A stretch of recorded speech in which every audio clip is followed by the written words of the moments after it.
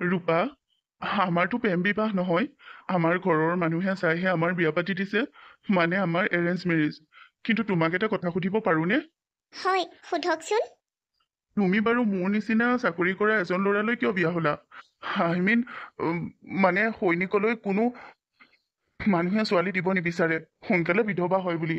তুমি মোলৈ বিয়া হ'লা আৰু তোমাৰ ঘৰৰ মানুহেও হাঁহি হাঁহি মোলৈ তোমাক বিয়া দিছে, কিয় বাৰু? এয়া আপুনি কি কৈছে? আমি দেশখনক সন্মান কৰোঁ। আমি আমাৰ দেশখনক ভাল পাওঁ। আৰু দেশ ৰক্ষা কৰা সৈনিকৰ পত্নী হ'বলৈ পাই মই গৌৰৱ অনুভৱ কৰিছোঁ। মোৰ ঘৰখনৰ মানুহ আগৰ পৰা দেশৰ ৰক্ষাৰ লগত জড়িত। মোৰ আজু ককা আৰু ককাহঁতে বোলে দেশৰ আন্দোলনবোৰত ভাগ লৈছিল। স্বাধীনতা আন্দোলনতো ভাগ লৈছিল। আৰু দেউতাইও বোলে ভাষা আন্দোলনে নে কি আন্দোলনত ভাগ লৈছিল। এই দেশখন, এই ৰাজ্যখন সকলো আমাৰ প্ৰিয়, আমাৰ আপোন। গতিকে আমাৰ দেশখন ৰক্ষা কৰা এজন সৈনিকৰ পত্নী হৈ মই একো ভুল কৰা নাই। ময়ো তোমাক লৈ গৌৰৱ অনুভৱ কৰিছো। তোমাক মই পত্নী হিচাপে পাই হেপী। তোমাৰ নিচিনা খুব কম ছোৱালী আছে যি সৈনিকক ভাল পায়। ভালতো পায়েই, কিন্তু বিয়া হৈ একেলগে থকাৰ সিদ্ধান্ত সকলোৱে ল'ব নোৱাৰে। এদিন অকালতে যদি তুমি বগা সাজ পিন্ধিবলগীয়া হয়, শিৰৰ সেন্দুৰ মুচি দিবলগীয়া হয়, পাৰিবা সহ্য কৰিব? আজিৰ দিনটোত এইবোৰ আপুনি কি কথা কৈছে? সেনেকুৱা কথাবোৰ মনলৈ কিয় আনিছে? সেইটোতো হ'বই এদিন। ভগৱানে নকৰিলে নাই, কিন্তু যদি আমাৰ দেশৰ হৈ কিবা যুদ্ধ কৰিবলগীয়া হয়, যদি সেই যুদ্ধত মোৰ প্ৰাণ যায়, তুমি যদি অকালতে বিধৱা হ'বলগীয়া হয়, পাৰিবানে মোৰ অবিহনে গোটেই জীৱন জীয়াব? সেনেকুৱা কথাবোৰ নক'ব। মই এইবোৰ কথা আজিয়ে শুনিব বিচৰা নাই। চৰি, তুমি মোৰ স্মৃতিলৈ জীয়াই থাকিবা, অনুভৱ কৰিবা মোক তোমাৰ কাষত। আৰু শুনা, যদি মই অতি সোনকালেই যাবলগীয়া হয়, তুমি বেলেগ এজন ল'ৰালৈ বিয়া হৈ যাবা, তেতিয়া মোৰ আত্মাই শান্তি পাব। আপোনাৰ হ'লনে? এতিয়া বাদ দিয়ক সেইবোৰ কথা। মই এইবোৰ কথা তেতিয়াহে বাদ দিম যেতিয়া তুমি মোক তুমি বুলি মাতিবা। সেই আপুনি আপুনি বুলি কৈ থাকিলে নিজকে বহুত বুঢ়া মানুহ যেন লাগে অ'। অঁ, ময়ো ভাবিছিলো আপোনাক তুমি বুলি সম্বোধন কৰোঁ, কিন্তু আপোনাৰ বৃত্তিটো মই সন্মান কৰোঁ, সেয়ে আপোনাক আপুনি বুলি মাতিবৰ মন যায় মোৰ। কিন্তু মই তোমাক তুমি বুলি মাতিব কৈছো। মই তোমাক বিয়া পাতিছো, মোৰ পত্নী তুমি। হ'ব দিয়ক, আজিৰ পৰা তুমি বুলি মতাৰ চেষ্টা কৰিম। গুড। আঐ দেহি, তুমি বাৰু এই কাম কিয় কৰিলা? কি কামৰ কথা কৈছে বৰ্মা? আঐ দেহি, মোৰ ভতিজী বোৱাৰীজনী মুখখন জোনৰ দৰে জিলিকি আছে। কিমান ধুনীয়া তুমি। শিৰত সেন্দুৰ কণ আৰু কপালৰ ৰঙা ফুটটোৱে তোমাক একেবাৰে গোসাঁনীজনীৰ দৰে লাগিছে। বৰ মৰম লগাও তুমি দেখিবলৈ। কিন্তু তুমি এয়া ভাল কাম নকৰিলা। তুমি এজন সৈনিকলৈ কিয় বিয়া হৈ আহিলা? জানানে, মোৰ ভতিজা ৰাহুললৈ বহুততে ছোৱালী চাইছিল, কিন্তু সি সীমান্তত কাম কৰে বাবে সৈনিক বাবে তালৈ কোনেও ছোৱালী নিদিলে। অৱশেষত নাজানো আৰু তোমাৰ ঘৰৰ মানুহে কিয় তোমাক ইয়ালৈ বিয়া দিলে আৰু। শেষততো ৰাহুলে বিয়া নাপাতো বুলিয়েই কৈছিল। ছোৱালী পোৱা নাই, তোমাক কেনেকৈ পালে নাজানো। হেৰ' আইজনী, ৰূপাও, তুমি তোমাৰ জীৱনটো শেষ কৰিবলৈহে বিয়া হ'লা। কিয় বাৰু এনেকুৱা কৰিলা? তোমাৰ মা দেউতাও সোধা নহয়, সেই কাম কিয় কৰিলে বাৰু? জানানে, মোৰ ল'ৰাটোৱে মাষ্টৰৰ চাকৰি কৰে, সেয়াই ভাল।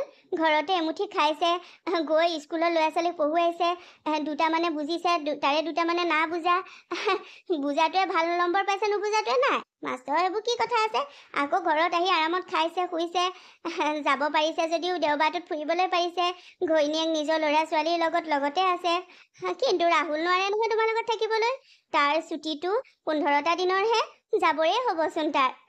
আৰু আহিও থাকিব নোৱাৰে, বছৰেকৰ মূৰততো আহিব নোৱাৰে, 2 বছৰ 3 বছৰৰ মূৰতহে আহিব পাৰিব হ'বলা। তোমাৰ কিন্তু দুখেই দুখ হ'ব দেই।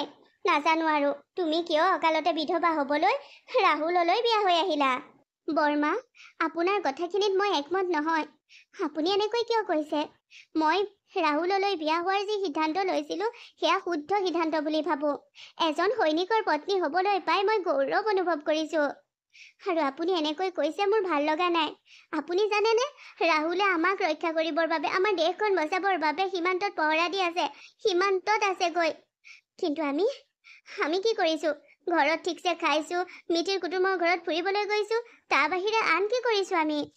হলেও দিয়া বৰ ডাঙৰ কথা ক'ব নালাগে তুমি অতি সোনকালেই বিধৱা হ'বা সৈনিকৰ পত্নী সোনকালেই বিধৱা হ'বলৈ পায় বৰমা এয়া আপুনি মোক আশীৰ্বাদ দিছে নে অভিশাপ দিছে নে মোক হিটিকিন কৰিছে মই সঁচাটো কৈছো নাজানো তোমাৰ ঘৰৰ মা দেউতাই কিয় তোমাৰ জীৱনটো শেষ কৰিব বিচাৰিছে এতিয়া ভালেখিনি টকা পাবা পঠিয়াই থাকিব সি তুমি সুখত থাকিব পাৰিবা কিন্তু সি মৰি যোৱাৰ পিছত টকা পালেও তোমাৰ জীৱনটো উকা হৈ পৰিব স্বামীৰ অবিহনে এগৰাকী নাৰীৰ জীৱন শেষ হৈ যায় বিয়াৰ পিছত মাক দেউতাকতকৈ স্বামী আপোন হয় কিন্তু যেতিয়া স্বামীয়ে এই পৃথিৱীৰ পৰা গুচি যাব তেতিয়া তুমি একেবাৰে অকলশৰীয়া হৈ পৰিবা তোমাৰ জীৱনত ৰং নাথাকিব উকা হৈ পৰিব সকলোবোৰ বৰমা মোৰ ভগৱানৰ ওপৰত বিশ্বাস আছে ভগৱানে হয়তো সেইখিনি সময়ৰ বাবে মোক সাজু কৰা নাই সেইখিনি সময় মই হয়তো দেখিবলগীয়া নহয় কাৰণ সকলো সৈনিকৰ পত্নী বিধৱা নহয় সকলো সৈনিকে অকালতে নিজৰ জীৱন ত্যাগ দিবলগীয়া নহয় সময়ত দেখা যাব ইমান সোনকালে তুমি গুচি যাব লাগিব বুলি মই ভবা নাছিলো ৰাহু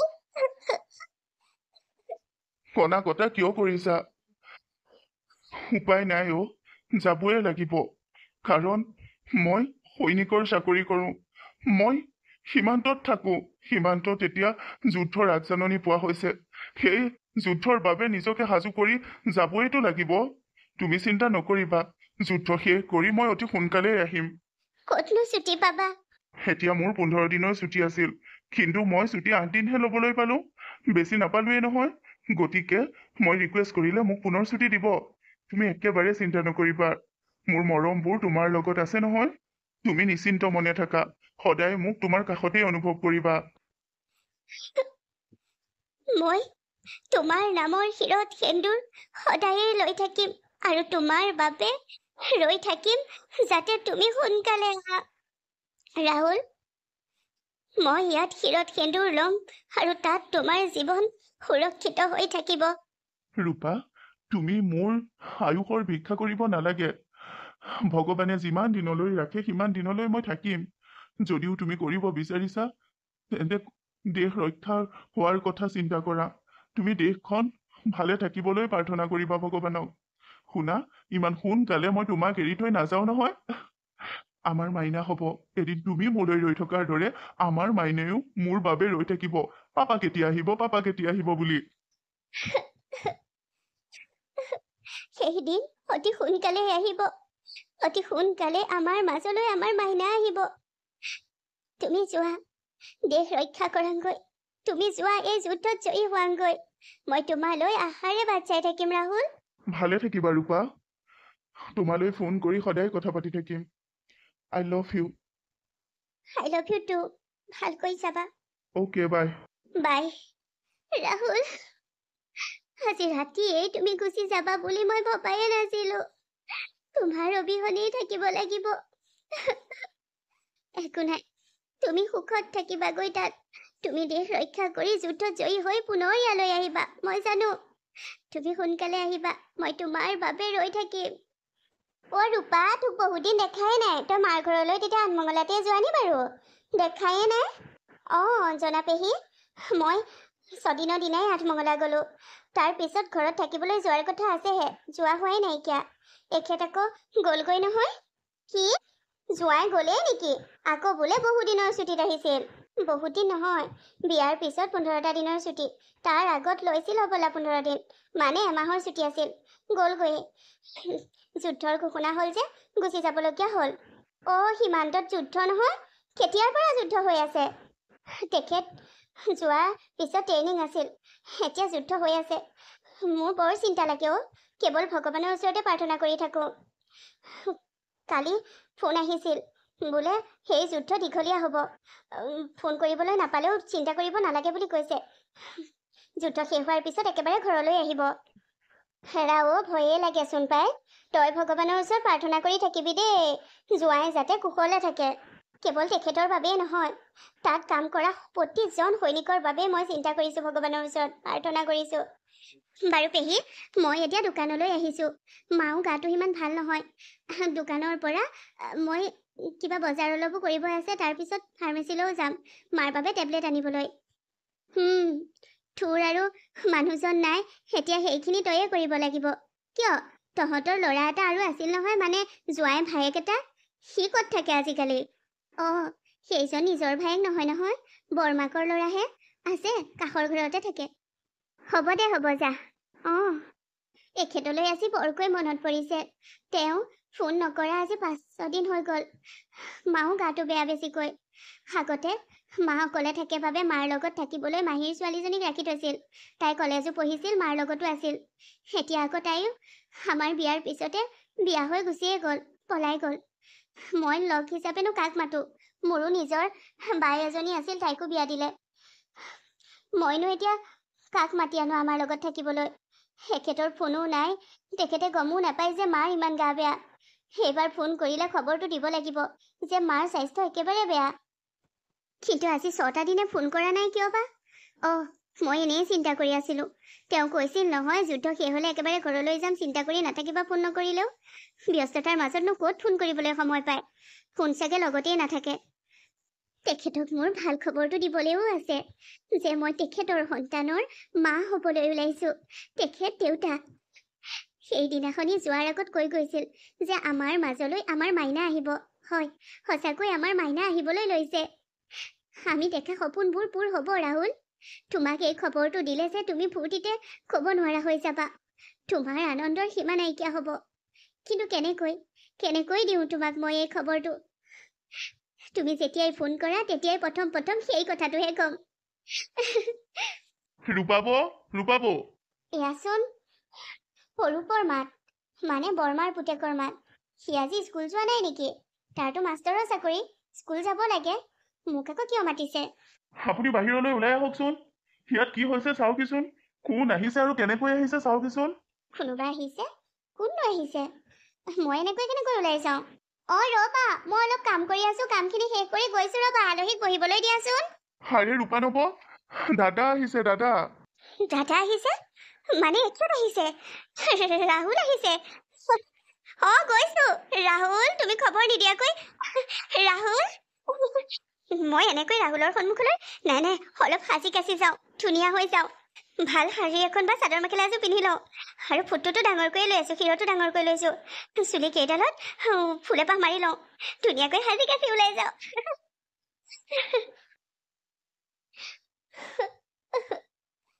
সোনকালৈ আহিমগৈ বুলি তুমি মোক যি কথা দি থৈ গৈছিলা, সেই কথা তুমি ৰাখিলা ৰাহুল। কিন্তু এনেকৈ কিয় আহিলা তুমি? মোৰ হৃদয় উকা কৰি থৈ কিয় গুচি গলা? তুমি জানানে, তোমাৰ মৰমৰ চিন, আমাৰ মৰমৰ চিন, আমাৰ সন্তান মোৰ গৰ্ভত আছে। এই সন্তান জন্ম হৈ পিতৃৰ পৰিচয় বিচাৰিব, পিতৃক বিচাৰিব। মই কাৰ ওচৰলৈ নিম?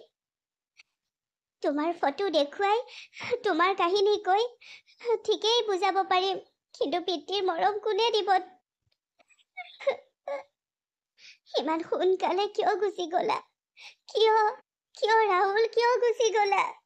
সেইদিনা মই কওঁতে মোক বৰ ডাঙৰ ডাঙৰ কথা কৈছিলা। এতিয়া গম পালা? বিয়াৰ কেইমাহনো হৈছিল? 2 মাহ নহ'লে তোমাৰ স্বামী এই পৃথিৱীৰ পৰা গুচি গ'ল। থাকা এতিয়া গোটেই জীৱনটো উকা হৈ, সেই বগা সাজযোৰে গোটেই জীৱনটো বেৰং হৈ থাকা আৰু। বৰমা, তেখেত ইমান সোনকালে গুচি যাব বুলি মই ভবা নাছিলো। মইতো কৈছিলোৱেই তোমাক, সৈনিকলৈ সেইবাবেই বিয়া হ'ব নালাগে। কিন্তু সৈনিকলৈ বিয়া হৈ মই নিজকে অমংগলীয়া বুলি ভবা নাই। সৈনিকলৈ বিয়া হৈ মই নিজকে অপৰাধী বুলিও ভবা নাইকিয়া। মই গৌৰৱ কৰিছো তেওঁক লৈ, কাৰণ তেওঁ দেশ ৰক্ষা কৰি মৃত্যু হৈছে, যুদ্ধত জয়ী হৈ মৃত্যু হৈছে। তেওঁ জীৱন ত্যাগ দিলে, কিন্তু যুদ্ধত জয়ী হ'ল। তেওঁ য'তেই আছে সুখত থাকিব, কাৰণ তেওঁ দেশৰ হাজাৰ হাজাৰ কোটি কোটি জনতাক ৰক্ষা কৰি থৈ গৈছে। আজিও কম মই বৰমা, যে সৈনিকৰ পত্নী হৈ মই নিজকে গৌৰৱ অনুভৱ কৰিছো। একেদিনাই 2খন চিতা জ্বলিল, মাক আৰু পুতেকৰ। কাৰণ মাক অসুস্থ হৈ আছিল। পুতেকৰ খবৰ পাই মাক আৰু জীয়াই নাথাকিল। মাক পুতেকৰ চিতা জ্বলি ছাই হ'ল। আজি তুমি অস্থিও বিসৰ্জন কৰিলা। এতিয়া তোমাৰ কথা কি ভাবিছা? সেই ঘৰটোত তুমি অকলশৰেই থাকিবানে? থাকিম, কাৰণ সেইখন ঘৰত মোৰ শাহু মা আৰু মোৰ মানুহজনৰ স্মৃতিবোৰ জীয়াই থাকিব। মোৰ মানুহজন জীয়াই থাকিব। যিমান সময়ৰ বাবেই নহওক কিয়, যিমান দিনৰ বাবেই নহওক কিয়, সেইখন ঘৰত মই মোৰ মানুহজনক পাইছিলোঁ। তেওঁৰ স্মৃতিবোৰ বুকুত বান্ধি সেই ঘৰখনতে থাকিম। সেই ঘৰখনৰ পৰা আঁতৰি গ'লে হয়তো তেওঁৰ স্মৃতিবোৰো হেৰাই যাব, আৰু সেয়া মই হ'বলৈ নিদিওঁ।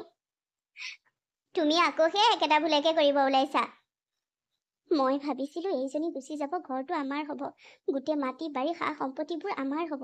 কিন্তু এইজনী জেলুক লগাটি লাগিয়ে গ'ল। সেইখন ঘৰতহে থাকিব। কিবা এটা কৰি এইজনীক খেদিব লাগিব। অৰূপ, তুমি? নব, মই আহিছো। আপুনি অকলে আছে? মই বোলো খবৰ এটাকে লৈ লওঁ। মানে আপুনি চাগে দাদাৰ অভাৱ বৰকৈ অনুভৱ কৰে ন? কি কথা সুধিছা তুমি অৰূপ?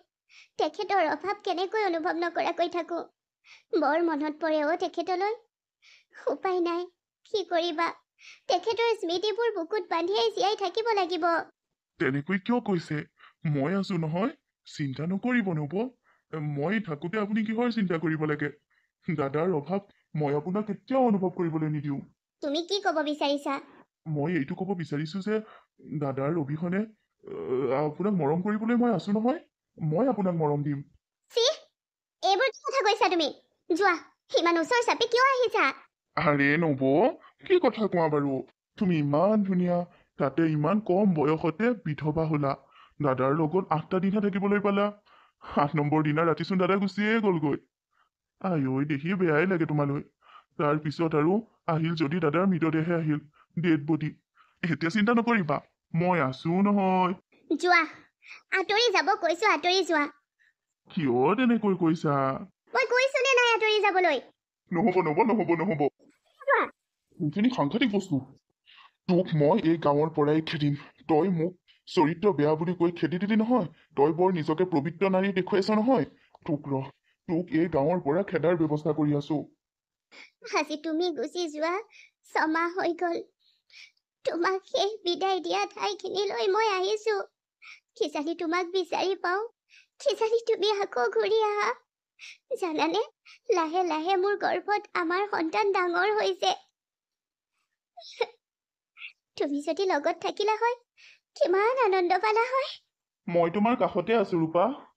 তুমি ঘূৰি আহিলা ৰাহুল। মই জানিছিলো তুমি মোক কথা দি থৈ গৈছিলা ইমান সোনকালে এৰি থৈ নাযাওঁ বুলি। তুমি আহিলা। তুমি মোক সোনকালে এৰি থৈ নাযাওঁ বুলি কথা দি কিয় গুচি গৈছিলা? মই জানো নহয় তুমি আকৌ আহিবা। মোৰ বিশ্বাস আছিল জানা তুমি আহিবা বুলি। তুমি ভালে আছা, আগৰ দৰে আছা, ধুনীয়া হৈ আছা। মই আগৰ দৰে তোমাৰ ওচৰলৈ অহা নাই। তুমি এতিয়া মোক চুই চালে অনুভৱ কৰিব নোৱাৰিবা। তুমি মোক স্পৰ্শ কৰিব নোৱাৰিবা। তুমি মাথো মনত ভাবিব পাৰিবা, মনৰ পৰা অনুভৱ কৰিব পাৰিবা যে মই তোমাৰ কাষত আছো। তুমি চকু জুৰি মুদিলেইচোন মোক দেখা পোৱা। তুমি কিবা খাবলৈ ললেইচোন মোলৈ মনত পেলোৱা। শীতানত গাৰুটো দেখিলেওচোন তুমি মোলৈ মনত পেলোৱা। প্ৰতি মুহূৰ্ততে যেতিয়া তোমাৰ কাষত মই আছো, তেন্তে তুমি মই গুচি গলো বুলি কিয় ভাবিছা? তুমি সৈনিকৰ পত্নী, এজন সৈনিকৰ পত্নী হিচাপে তুমি যিখিনি কৰিছা সেইখিনি আন কোনেও নকৰে। মই তোমাক কৈ থৈ গৈছিলো যে মোৰ মৃত্যুৰ পিছত তুমি বেলেগৰ লগত বিয়া হবা, তেতিয়া মোৰ অন্তৰে শান্তি পাব, আত্মাই শান্তি পাব। তুমি এই কাম কিয় নকৰিলা? কি কৈছা তুমি? মই সেই কাম কেনেকৈ কৰো? তোমাৰ আত্মাৰ শান্তি মোৰ বেলেগৰ লগত বিয়া হোৱাত কেনেকৈ থাকিব পাৰে? তুমি জানানে, মই যদি বেলেগৰ লগত বিয়া হৈ যাওঁ তোমাক কেতিয়াও পাহৰিব নোৱাৰো।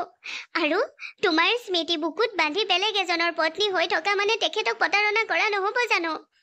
আৰু আমাৰ সন্তানটো, আমাৰ আহিবলগীয়া সন্তানৰ সেই মানুহজনে তুমি দিব পৰাৰ দৰে মৰম দিব কেতিয়াও নোৱাৰে। মই তোমাৰ বাবে, এই সন্তানটোৰ বাবে, মোৰ বাবে গোটেই জীৱন তোমাৰ বিধৱা পত্নী হৈ থাকিম। এজন সৈনিকৰ বিধৱা পত্নী হৈ থাকিম মই। তোমাৰ মহানতাক চেলুট দিছো। তুমি সদায় সুখত থাকা আৰু আমাৰ মাইনাৰ কেয়াৰ ল'বা। মই জানো তুমি মোক বহুত মনত পেলোৱা, কিন্তু ভাবিবা মই তোমাৰ কাষতে আছো, তোমাৰ সাহস হৈ। আছা, সেইবাবেতো বৰ্মা আৰু অৰূপে হাজাৰ ষড়যন্ত্ৰ কৰিও মোক এই ঘৰৰ পৰা খেদিব নোৱাৰিলে। অৰূপে মোৰ লগত বেয়া ব্যৱহাৰ কৰিবলৈ আহিছিল। বৰমায়ে ঘৰৰ সা সম্পত্তি ল'ব আহিছিল। সেইবাবে গাঁৱত মোৰ কথা বেয়াকৈ প্ৰচাৰ চলাইছিল। কিন্তু গাঁৱৰ জ্ঞানীসকলে মোক বুজি পাইছিল। তেহেঁতৰ মটিভ আৰু মোৰ সত্যতাৰ পবিত্ৰতাৰ শলাগ লৈ গাঁৱৰ মানুহে মোক ন্যায় দিছিল আৰু সিহঁতক এঘৰীয়া কৰিছে। মোৰ লগত গোটেই গাঁৱৰ মানুহ আছে। তুমি আছা, মাৰ আত্মাই আশীৰ্বাদ দি আছে। আৰু কি লাগে মোক? তোমাৰ মৃত্যুৰ খবৰ পাই মাও গুচি গ'ল। মই ঘৰখনত তোমাক আৰু মাক সদায় অনুভৱ কৰোঁ। এনেকুৱা লাগে তোমালোক মোৰ কাষত এতিয়াও আছা। আছো, মই তোমাৰ কাষত সদায় আছো, তোমাৰ মৰম হৈ। আৰু মোৰ মা তোমাৰ কাষত আছে, তোমাৰ আশীৰ্বাদ হৈ। আৰু মোক জীয়াই থাকিবলৈ কি লাগে? আৰু একো নালাগে। মই তোমালোকৰ স্মৃতি বুকুত বান্ধি সদায় এজন সৈনিকৰ বিধৱা পত্নী হৈ জীয়াই থাকিম। মই এতিয়া যাওঁ। তুমি ভাল পোৱা সাজযোৰ পিন্ধি তোমাৰ সন্মুখলৈ পুনৰ আহিলো। তোমাৰ যদি মোৰ লগত কথা পাতিবৰ মন যায়, এই ঠাইখিনিলৈ আহিবা আৰু আমাৰ মাইনাক আনিবা। মই চাম। এতিয়া মই যাওঁ। যোৱা, পৰা হ'লে আৰু অলপ সময় তোমাক ধৰি ৰাখিলো হয়। তুমি যাব খুজিছা, যোৱা। আহিছো। ৰাহুল, ৰাহুল, তোমাৰ কথা এনি টাইম ভাবি থাকো বাবে মই তোমাক অনুভৱ কৰিলো। হ'ব, তোমাৰ আত্মাই আহি মোৰ লগত কথা পাতিলে মই সুখী, মই সুখী। মা, মই তোমাৰ জীৱন কাহিনী শুনিলো। পাপাই কোৱাৰ দৰে ময়ো কম আজি তোমাক। এগৰাকী সৈনিকৰ পত্নী হিচাপে তুমি যিখিনি কৰিলা, তাৰ বাবে মই তোমাক চেলুট কৰিছো। মই তোমাৰ গৰ্ভলৈ অহাৰ পৰা মোক জন্ম দি সিমানখিনি কৰালা। আজি মই ডাক্তৰ হৈ আছো। সেই সকলোবোৰ তোমাৰ বাবেই হৈছে মা। তুমি মোৰ বাবেও বহু কৰিছা। তুমি সকলো ত্যাগ দিছা মোৰ বাবে। তুমিও দেশৰ বাবেই ত্যাগ দিছা, নিজৰ স্বামীক। মা, মই তোমাক কেতিয়াও দুখ নিদিওঁ, কেতিয়াও কষ্ট নিদিওঁ। সদায় তুমি মোৰ মানত মোৰ ভগৱান হৈ থাকিবা। আজি তোমাৰ পৰা সকলোবোৰ কথা জানিলো, যিবোৰ কথা ইমান বছৰে মই জনা নাছিলো। ইমান বছৰে মই ভাবি আছিলো মোৰ দেউতা এজন সৈনিক আছিল, তেখেতৰ যুদ্ধত মৃত্যু হ'ল। আৰুতো মই এইবোৰ কথা জনাই নাছিলো, দেউতাৰ অবিহনে যে তুমি ইমান সংগ্ৰাম পাৰ কৰিলা। আৰু মই যে দেউতাক দেখিয়েই নাপালো। ৰাহুল, ৰূপাৰ ৰূপম, আমাৰ মৰমৰ ৰূপম। ৰূপম, এতিয়া তুমি মানৱ সেৱা কৰিছা ডাক্তৰ হৈ। মই গৌৰৱ অনুভৱ কৰিছো। আৰু কি জানা, তোমাৰ মানত মোক ভগৱান বুলি ৰাখিব নালাগে। মাক সদায় মা বুলিয়েই ভাবিবা। ভগৱানৰ স্থান ভগৱানক দিবা। এতিয়া ব'লা, তুমি ভাল পোৱা কিবা এটা মই ৰান্ধো আৰু তুমি খোৱাংগৈ। নহ'ব মা, এতিয়া তুমি আৰু মই এখন মিটিঙত যাব লাগিব, য'ত মোৰ মাৰ বিষয়ে মই ক'মগৈ। মিটিংখনলৈ অকল মোক ইনভাইট কৰিছিল, কিন্তু লগত তুমি যাব লাগিব। আৰু তাত মই তোমাৰ জীৱন কাহিনী ক'ম। এগৰাকী সৈনিকৰ পত্নীৰ কাহিনী ক'ম। এজন সৈনিকৰ বিধৱা পত্নীৰ কাহিনী ক'ম। বাবা, মা, মোক আজি মানা নকৰিবা। মই ক'ম মোৰ মনৰ ভাৱ। ঠিক আছে। যোৱা, সদায় তোমাক মই বগা সাজযোৰে চাই আছো, আজি মোৰ বাবে এযোৰ ৰঙীল সাজ পিন্ধা। যোৱা মা। কিন্তু বাবা, বিধৱা মানুহে ৰঙীল সাজ। কোনো কথা নাই, আজিৰ যুগত সেইবোৰক লৈ ইমান চিন্তা কৰাৰ প্ৰয়োজন নাই। পাপাৰ আত্মায়ো তেতিয়াহে শান্তি পাব যেতিয়া তুমি ৰঙীল সাজেৰে ৰঙীল হৈ থাকিবা মা। যোৱা মা। কিন্তু আজি প্লিজ মা। ঠিক আছে। ৱাও মা, তোমাক বহুত বেছি ধুনীয়া লাগিছে, বহুত ধুনীয়া লাগিছে। সেইখনেই সেইখন শাৰী, যিখন শাৰী পিন্ধি থাকোতে তোমাৰ দেউতাই মোৰ আৰু দেউতাৰ বিয়াৰ 8 নম্বৰৰ দিনা মোক এৰি থৈ গৈছিল। আৰু এই শাৰীখন পিন্ধি থকা দেখি মোক কৈছিল বৰ ধুনীয়া লাগিছে বুলি। শেষবাৰৰ বাবে ৰঙীল সাজত তোমাৰ দেউতাই দেখা সেই শাৰীখন মই আজিও সযতনে ৰাখিছিলো। তোমাৰ কথা শুনি আজি পুনৰ সেইখন পিন্ধি লৈছো, বহু বছৰৰ পিছত। আৰু এতিয়াৰ পৰা তুমি ৰঙীল সাজ পিন্ধিব লাগিব। তোমাক বহুত বেছি ভাল লাগিছে এনেকৈ দেখি। এনেকৈতো তোমাক মই দেখাই পোৱা নাছিলো। ব'লা মা, আমাৰ লেট হৈছে, আমি এতিয়া যাওঁ। ঠিক আছে ব'লা। দেশ ভালপোৱা প্ৰতিজন নাগৰিকলৈ আমাৰ ফালৰ পৰা স্বাধীনতা দিৱসৰ অফুৰন্ত শুভকামনা। নিজৰ দেশখনক ভাল পাওক। দেশ ভালপোৱা সকলো নাগৰিকলৈ স্বাধীনতা দিৱসৰ শুভেচ্ছা জনালোঁ। জয় হিন্দ।